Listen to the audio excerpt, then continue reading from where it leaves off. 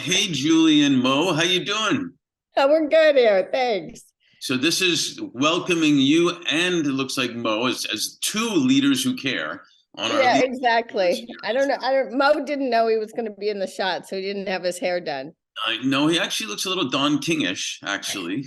They're going there, but I think Mo, you're gonna share some wisdom with us. Yeah, and some love Oh, for sure. all right. There we go. All right. He's back. All right. Let's see how long that lasts. He's happy, and the other guy's name is That's Poppy in the background.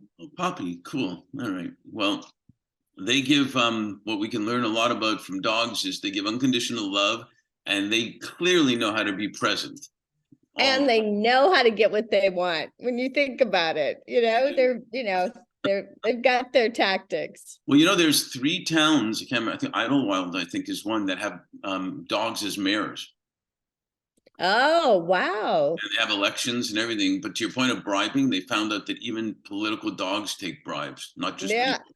There you go. That I believe, because Exactly. there's certain words I can't mention on this podcast, but certain these dogs will do anything for those words. Oh, okay. So you don't Yeah, mention it, 'cause exactly. they're gonna want it right away. So, well, Exactly. thanks for introducing us to Mo and to Poppy, and welcome. It's good to have you Thank here. you. Thank you. It's really fun to be here. I appreciate it. Well, it will be fun because we make it fun. So why don't we start with introducing yourself, more about who you are. We'll get into the business stuff in a minute. More about who you are and where you're from, and, family, something you've never told anybody ever that you want to reveal right now, stuff like that. Wow. All right, let's see. I'm a Midwest person, so I was born in Kalamazoo, Michigan, and grew up in South Bend, Indiana, which Pete Buttigieg made very famous. People that do know South Bend tend to know it as the home of Notre Dame Right. at university. And both of my parents were met in art school at the Art Institute of Chicago. They're oh boy, here we go. Sorry. It's okay. Don't worry about it. I may have to shut a drape here. Their school was the Chicago Academy of Arts, and it merged with the Art Institute of Chicago. So my mother dropped out to marry my father when he graduated, which women did then. But so both my parents were artists really at heart, and I went to Purdue, which was the math and science school, and graduated from Purdue, and then decided I had to get out of Indiana for probably a lot of reasons, but I would say the prime reason was the weather. And I wanted to see the world since I went to college in Indiana, and then ended up with my first job at the Clorox company in Oakland, California. Like, so that's when you started really cleaning up, is what you're telling me, right? Oh boy, there you go. Yeah, that's funny. It was great though. I went there as an undergraduate in brand management, which is the second undergraduate they ever hired. Awesome. Well, before you go into that, because I want to get into that journey. So, what were you like as a kid and a teenager? Like, did you have a passion for creating new things? Did you have a passion for like opening up a lemonade stand as your first entrepreneurship, or what type of things were you into? There are two ways that as a young kid that I was like passionate about. One is I had a library. Hmm. Right. And I actually charge people late book fees because it made me mad when they didn't return them.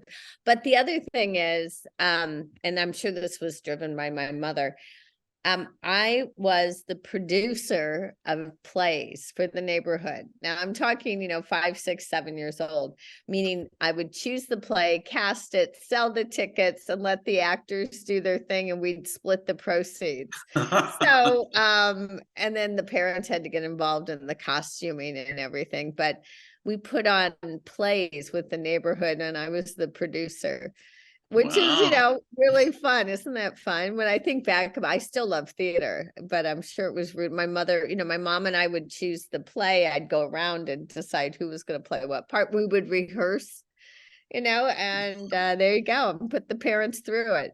So, you had other kids in part of your cast? Did you ever have to audition adults and kids for the play, or what? No, it was an all kids production. Okay. The adults got involved when we had to figure out things like, um, when we had a spinning wheel where we had to turn, something into gold. How are we going to do that? So we're like, they had to help us problem solve things like that. That is too cool. That is too cool. The It's neighborhood. really fun. And then, you get older and you get diverted. But I would also say, as a kid, in grade school, I was selected to go to art school at IU.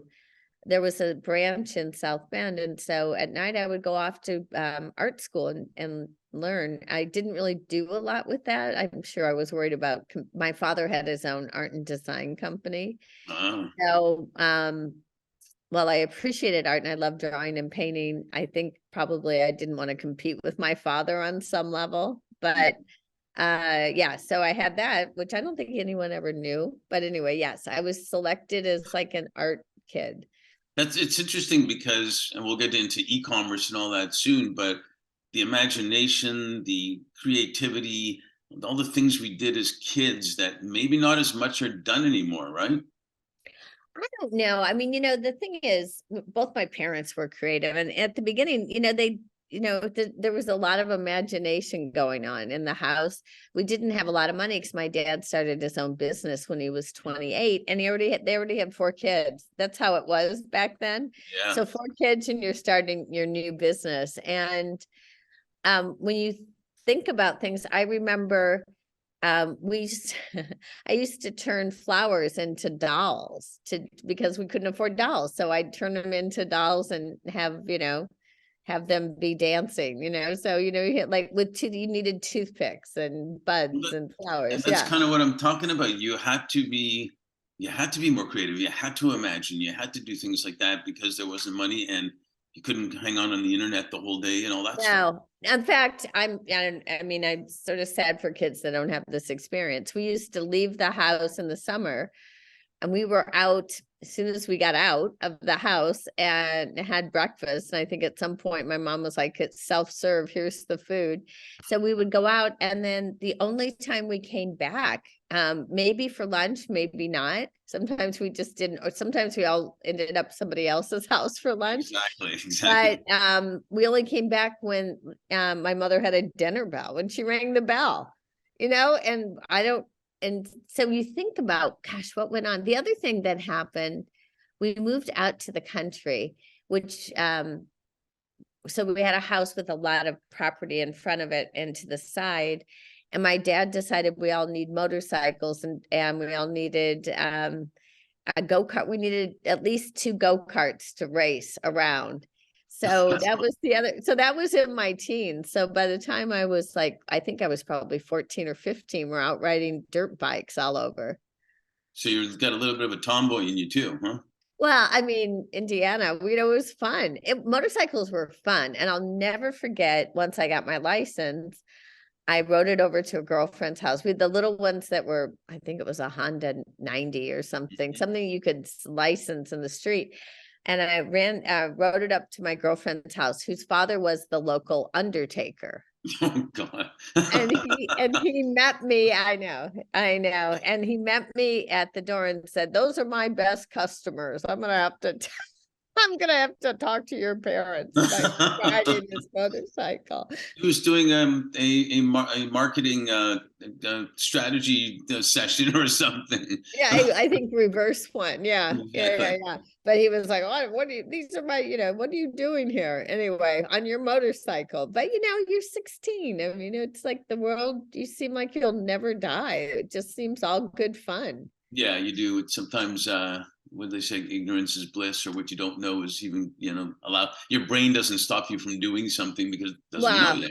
yet. We weren't, your brains aren't developed. I think kids' brains now develop even later, but when you're 16, it's like every risk is sort of equal on some level. The consequences don't seem real. No, we're really just present right there. I remember, we were in Montreal, especially in the winter, we were skating outside all the time. And you're right, sometimes went through lunch and it would just be a matter of, moms all at the same time in the neighborhood yelling, more dinner and stuff like that. And so I can totally, get what you're talking about in It that was regard. just so much fun. I mean, I just remember it being fun. I don't remember being bored. I think I got bored when I was probably uh ready to graduate from high school, maybe 17 or 18. I'm like, okay, I'm done. What am I still doing here? I Yeah. want to leave. Well, because we made up stuff. We didn't get bored because especially if you didn't have money, and we never owned a home or anything either. We just played. We did stuff and created stuff up and whatnot, and then you get taught apparently, and so on, which kind of then leads to where you're going towards the journey. So I was just talking to somebody from Purdue to corporate product and brand management, and then kind of like a special touch on growing and turning around innovative companies and business and stuff. So, you've met, I'm sure, many business people. I love the fact that you did the work with You Don't Know Jack. Right. Oh my gosh. That's Yes. a great thing. And where did you think you picked up your savvy, your instinct from all that, and the business and all the business you've been at, and from in different industries too, from Well, but Berkeley's to mostly, Real on mostly they've Sketches. been all business to consumer. I would say, um, one of the cool things that my dad did is, so he had his own art and design company, but his clients were packaged goods companies. So he did the packaging for Flintstone vitamins. He did a lot of in-store merchandise for Alka-Seltzer. He did ads for Chevrolet. In fact, oh, this is the other thing, which was so much fun. Because he was running this ad agency, and he would do he would shoot the catalog for Chevrolet for their new station, whatever line of station wagons. He would cast the entire neighborhood in the shoot. So Sounds familiar, actually, right? so everyone was, and so every kid in the neighborhood, if their parents allowed him, was an actor. And even my neighbor's two kids, or one of the two kids, ended up being on the Flintstone vitamin bottle, because Went that's on. what happened then. It's like it was just really fun. But anyway, what he would do is, he started his business in the house, and then he moved to an office, and he would come home and he would always talk about what he was working on, what worked, like in the market, because he would get feedback like that didn't work and this worked and this promotion didn't work. And so I was being unconsciously schooled in business to consumer marketing. And between that and my mother constantly teaching me the color wheel and what pops and what doesn't and how to work things. And so you look at that, I mean, and I was the oldest, so I'm the oldest of four. I don't know if the other kids got it, but I got it in spades. And it was really fun to see what my dad was. It wasn't just my dad by that time, he had a whole team, but what his company was working on and why they were making those choices, and then see it in the grocery store. So when I got to Purdue, I started in pharmacy and pharmacology, and Wow. decided I really wanted to go into drug creation. So there's that creation. And decided, no, I really probably couldn't stay in school 12 years. It was going, at least it was going to be at least 6 to 7 years, maybe 8, because you need to go on and get your PhD to do that kind of work, really have breakthrough work. And I started doing my boyfriend's homework in marketing, and it was all business to consumer. And he was not that person. He was more analytic, and I loved it. And he kept getting A's, and I switched my major to business. So I actually, and then I was taking the top off the curve at the test I was taking at Purdue in this new field, especially in consumer psychology. In fact, so much so that the professor's aide accused me of cheating. And I'm like, I'm not cheating. Figures. And because it was sort of, I was here and everyone was here. And I realized at that time, well, I've been trained. That seemed like common sense to me, but I've been trained forever. That's how I got the job at Clorox, by basically talking my way in. Well, the professor, once he realized it wasn't cheating, made calls and made introductions, said, oh, this is one of the best students I've ever had, blah, blah, blah. So, but then what happened at Clorox is I think a lesson for everyone. It's still happening. And it's like, if you're in a company, and Clark's was great. It was a great training ground. I was there about 3 years and I'd gotten promoted, and then the next promotion was on its way in theory, that narrows very quickly to a small group. But I didn't want to be the people above me. So when you look around and you're seeing people above you and you don't want to be them, Right. that's not a good sign. Nope. And some of those people had been in the job maybe 10 years, 15 years. First of all, there weren't any women. The women in brand management went off into HR. So I didn't have any women at the top, but that's changed, obviously. But I would say even then it was, it felt like rinse, wash and repeat. Not even, not to, go into the laundry metaphor too far, but it didn't feel exciting to me anymore. And around that time, someone had literally smuggled in an Apple II computer into the finance department and was showing what a spreadsheet could do versus, because we had to hand calc all the P&Ls and then they ought to be checked by a finance person after that. I remember Everything. it well.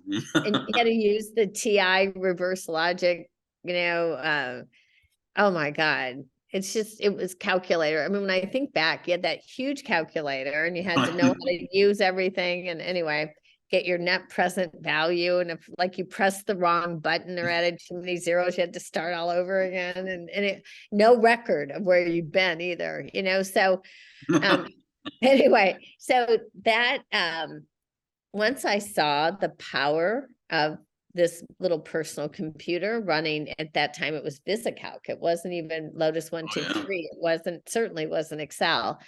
And then I got a call. My former boss at Clorox, when I came in, I was on Clorox Liquid Bleach. He had left the company. His wife had joined a software company and called me to do it. And I thought, this is it. This is the future. And I was so young. I was, because I started at Clorox when I was 22. So I was 25 and maybe even just turning 25. And I remember the general manager at Clorox he had a button, one of those nasty buttons you read about under the desk. No, his door had no handles. And he pressed it and I was locked in there. And then he said, if you leave here, you'll never work with smart people again.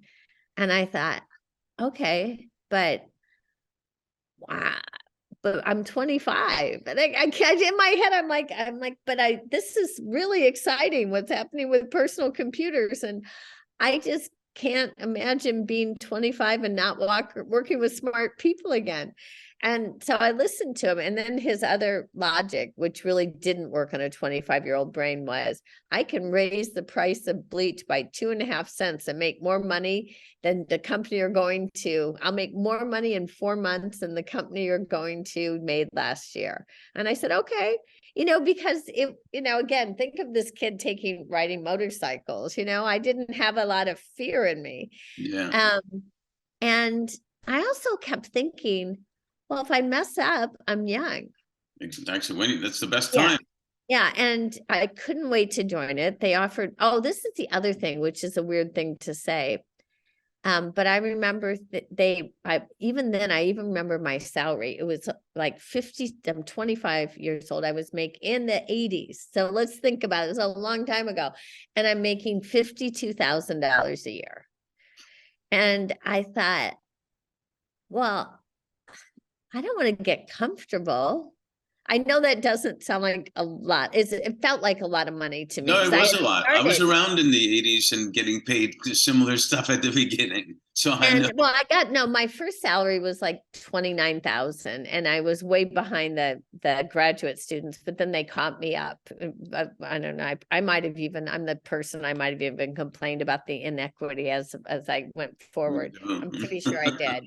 But so the company said, well, you have to take a pay cut, this other company. And I'm like, okay, I'm like, sure, I'll take a pay cut. I want to be in put me in, coach, I want to be in it. And I remember taking a pay cut and I went from commuting like, oh, I don't know, across the bay to going all the way down the peninsula. And that was the beginning of an incredible journey that never ended, really. And then the other thing, when you get older, you look at your influences. My dad was the first one to have in our neighborhood a video camera. So look, we didn't have money when I was a kid, and then we did have money because his business did well. But I would say, my first probably 10 years, we didn't have a lot of money. And then my brothers and sisters grew up in a different world. And then my last 8 years at home, we had the house in the country, we had a tennis court, we had motorcycles, we Of had course. go-karts. But anyway, but my dad was the first to have a video camera. Then he got a talkie. We were the first one to have color TV, and so when you think about it, he loved these things, just loved, and was all excited. So I think on some level, we had a little weird introduction to technology and the marvel of it. But I couldn't wait to join this industry. I'm like, this is the future. But it really was watching this finance guy. He entered in all the data, and within a minute had an answer that would take us an hour to do by hand, and could have had errors in it. So not that his couldn't have, but at least if it did, he would know where to look. Yeah. And so that was it for me. I never looked back. And I love that because first of all, I don't know how anyone can get away with not today not having any handles on the door and you being locked in the room with a guy. Well, I guess Matt Lauer did, remember? So that was true. still going on, sadly. Where in the world is Matt Lauer these days? Yeah, exactly. But it went a little longer. Beyond, I didn't even, although we had listen, this is the other thing. There was no sexual harassment laws when I started. And so, but the women on the floor knew who the creeps were. And we just talked about it and protected each other. Yeah, it's amazing how, thank God, we've evolved and things that they just got away with, I can tell you about when I was at Deloitte, which is a great company now, the stuff that happened there. And I actually, and I'm sure Clorox is a great company now. Yeah. And they're, innovating, but we went into a meeting. One of the brand managers, went into a meeting, she was pregnant, and talking about the next year's plans, and the management said, well, we're not going to believe you because you're pregnant and you probably won't come back to work anyway. Mm-hmm. So we're not going to buy into your plan. And you're just like, this crazy stuff. Well, I'm not surprised because there was a lady at Deloitte that was my manager at the time, and she was handling 5 clients. I was on 3 of them. And she got pregnant and wanted to come back. She said, how about if I just come back, work for the 3 clients? They won't know any difference, even though she's not working as much. And you only have to transition 2 to other people. And they said, no, we don't do that. You're either in or you're not in, type of thing. And so she left, and they had to transition 5 clients to somebody else, and a whole thing. Made no sense business-wise, but it was just, that's what we do, type of thing. Yeah, those were, thank goodness there's more practical thinking and more enlightenment. Well, I love the fact, by the way, that your dad, followed your lead about having the neighborhood theater. Oh, well, that was more my mom. Okay. It really was my mom. My dad just sat in the audience. No, my mom was like, because I think she was bored out of her mind, to be honest. She had one, I'm 4 years older than the next. So, she's got kids. She had a big career idea, went off to college and then decided to marry my father instead of having her own career. And I don't know if I don't think it made her happy, but she loved sitting down with me and going over plays. And then I just took it from there. And then sadly, not to love. Yeah, well, it must have been. It must have been hilarious. So you lead me to kind of the same subject here to some degree. Your businesses have been disruptive, basically, and creative. Even selling pre-owned brands was pretty disruptive. Who's going to buy used stuff, let's say? It was huge. In fact, it's still disruptive and threatening to the brands. Of course, which is great. So share with me maybe some experiences where, because we're talking about women and diversity, where the breadth of diversity, and I don't just mean men, women, black, white, diversity of ideas, diversity of expertise, had a significant impact on your businesses, and also had a significant impact on your employees and even their families. Well, you know, the cool thing about the tech industry is cross-functional. And what I mean by that is you have to, it's cross-functional and it's collaborative. So when you think of the RealReal, which is by far the most diverse company I've ever been in, and I started it in terms of everything, actually. If you were a white man, you were in the minority. All right. That's not normal in the tech world. No. But when you think about all the creative things the company did, I set up the framework for the company, but I didn't, you know, I didn't execute. This cross-functional team did. So every innovation was led by them. The retail stores are remarkable, and that is a pure cross-functional team. And you know, every company has, you know, has work to do in really diversity and inclusion, but I can't honestly remember thinking, oh, you know, about not, I mean, maybe it's the fashion industry attracts a really diverse group, but I just remember thinking this is the most fun group of people because they're, I mean, it's across the spectrum. Well, It isn't really that great was. though? My COO, who's now co-CEO, is a first generation American, you know, woman whose parents are from India and Pakistan. Mhm. And the funny thing is, and I've had this happen before, like I didn't think of her. I didn't think of her of not being white. She goes, "Of course I'm not white." I'm like, "Oh," but I mean, and of course she has an Indian culture, and I met her parents, but it really, I mean, I never thought of it. I don't think anybody does think of it. Well, that's the biggest, that's what's supposed to happen, actually, where you embrace. I'm from Montreal. We had a lot of diversity. We didn't think we had to have diversity. We actually just embraced and wanted the diversity. We saw it was valuable and it was fun and everything. And it sounds like that's what you had. Oh, absolutely. I mean, you know, having said that, it's an interesting thing. When we did salary surveys and we tried to make sure that we had equality, we still were favoring the white male. So Wow, that, really and not a lot, it wasn't terrible, but every year before salaries were given, we had to go back in and equalize. And interesting. um, and I thought, wow, even in a woman-led company where, you know, but of course, it's, these are really built-in structures. It's all unconscious bias. So putting that last check out before the salaries were released, I mean, I think it was less than 1% difference, but that adds up. You know, if you're sitting there making 99% of the person doing the same job, that's crazy. Totally.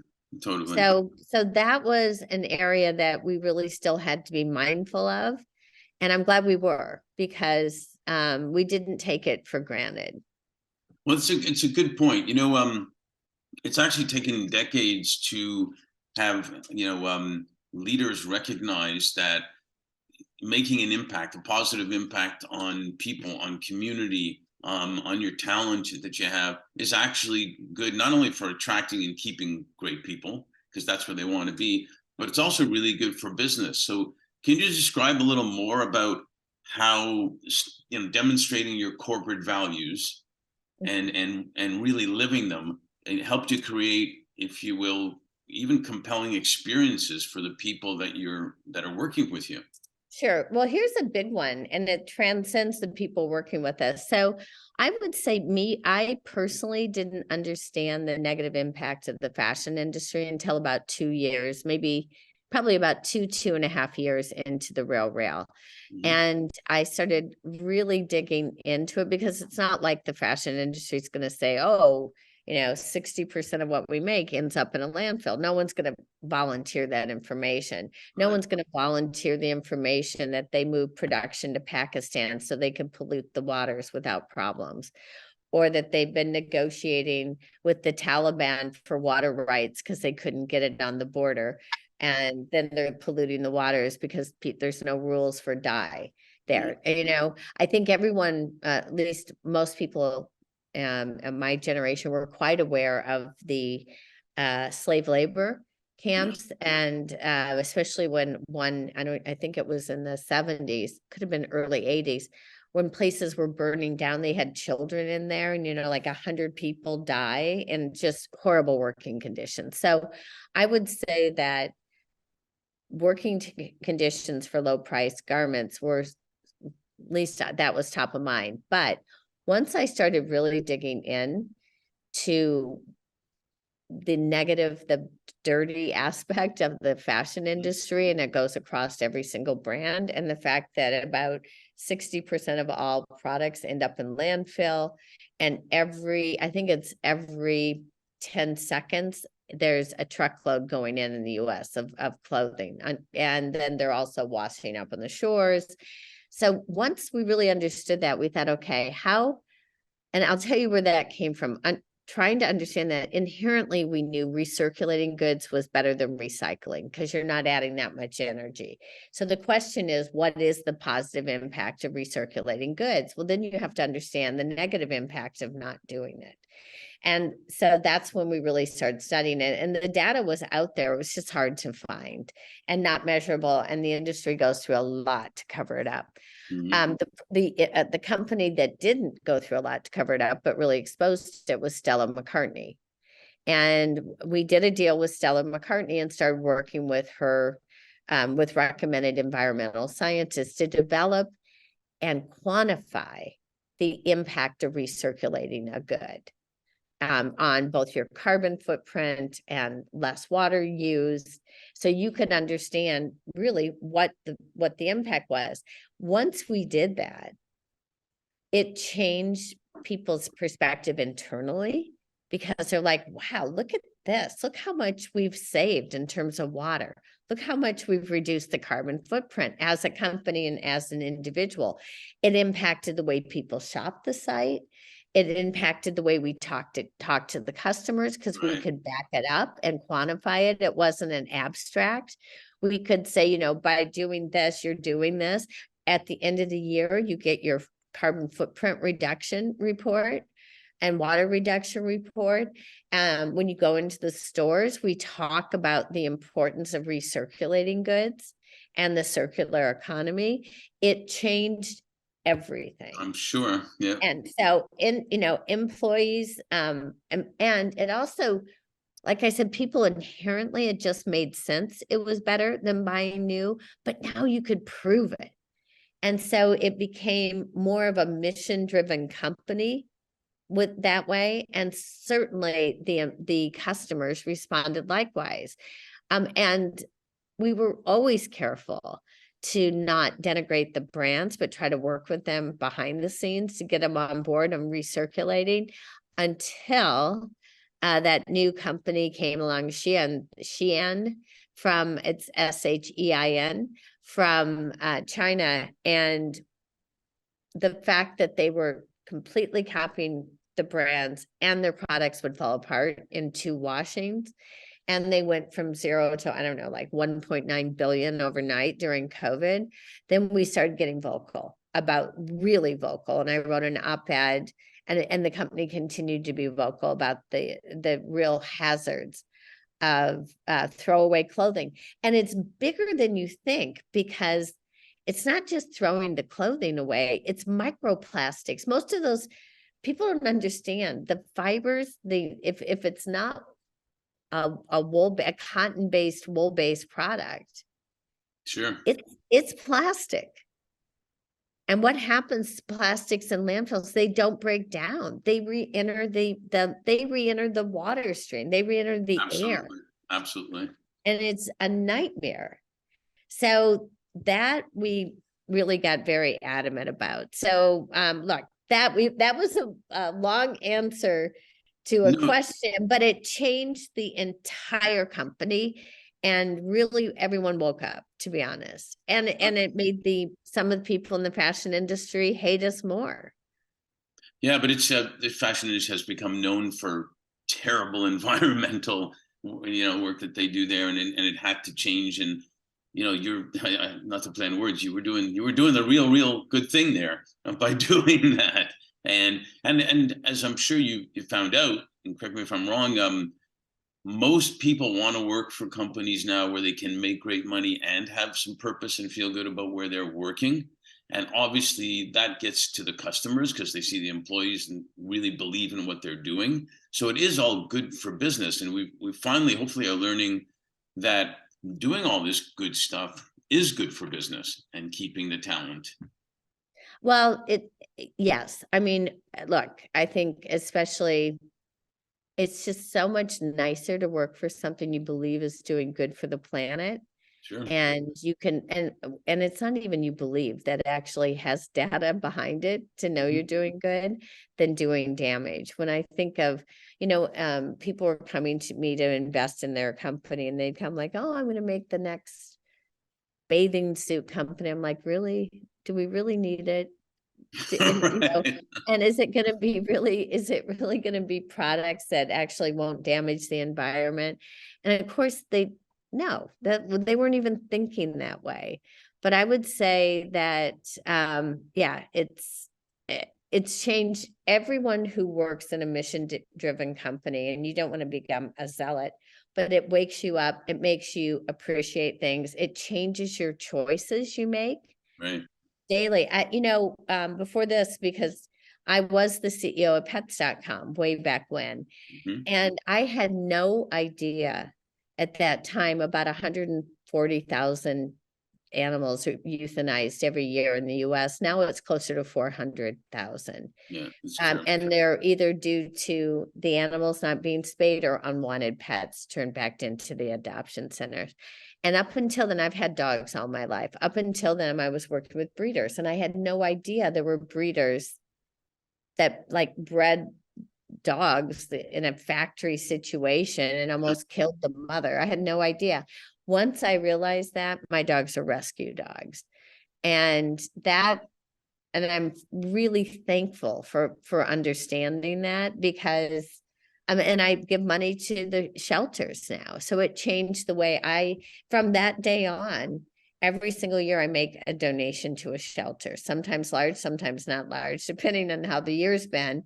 But and my dogs are shelter dogs and they come with their own little issues, but But they come with lots of love. they come with a lot of love. So I would say, when you look at that and the power of working for a company that actually is mission driven, that's trying to do a good thing, is it's uniting, it's invigorating, and it certainly helps when days are tough.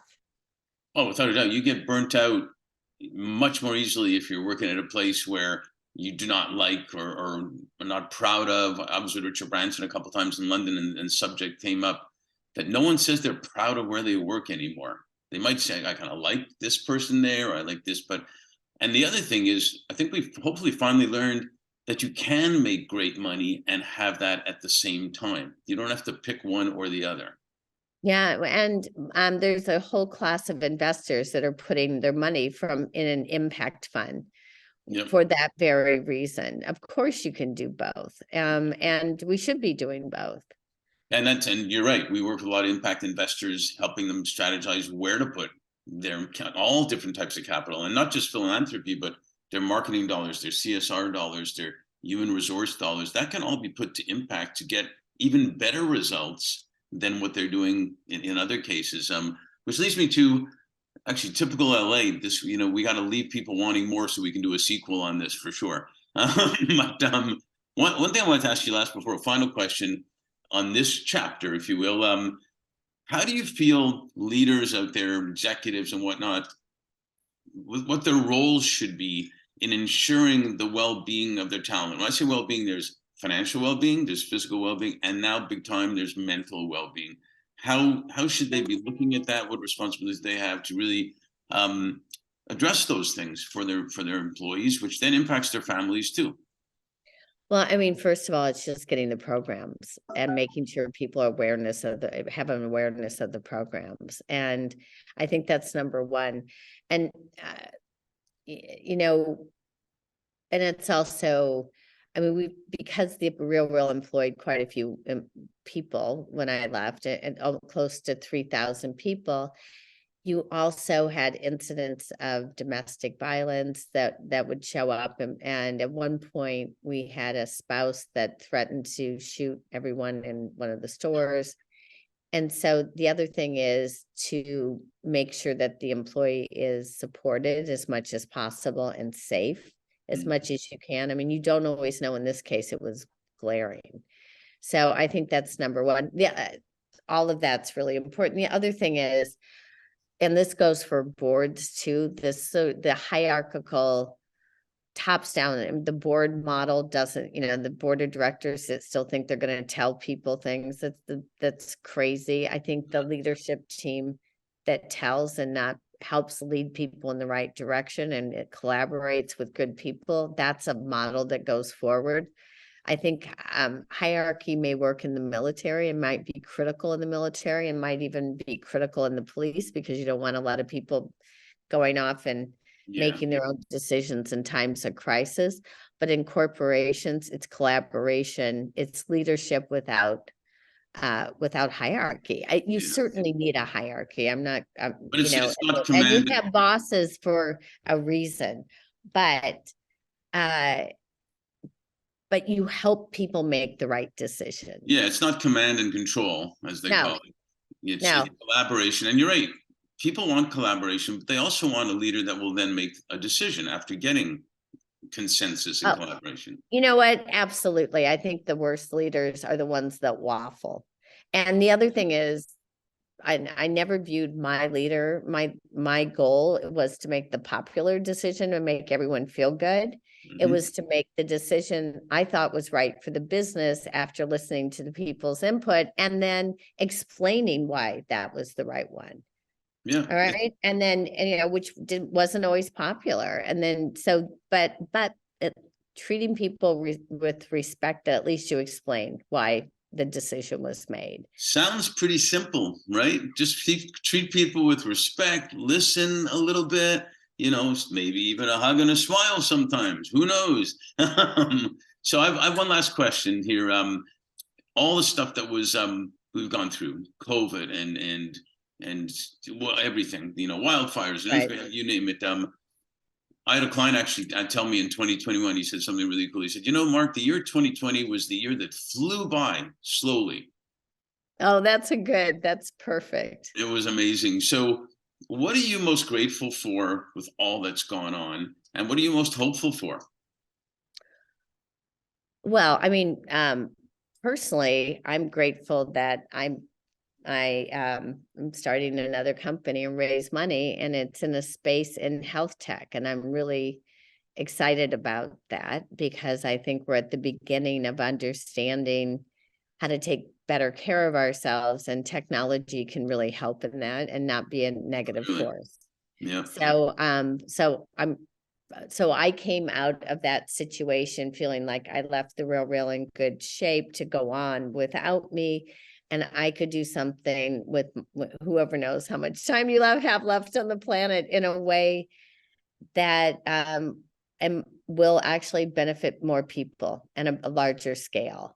So it's a very personal answer, but it's true. I'm really excited about them. The original investors in the RealReal put money in this company, and I'm putting together a phenomenal team, and next year will be our launch. And I feel like it's all a gift with an opportunity to do even more good things. No, that's awesome. And I know a great firm that can actually help you with a lot of that stuff. Just saying. No, hey, congratulations on everything. And doing it right and doing it real, if you will. And actually it fits two ways. You got the real.com and RealReal. So doing it real actually applies a lot here. And thanks for being a leader who really does care about economic and social impact and everything at the same time. And for being on the series. Really appreciate it. I really appreciate the time. Thanks so much.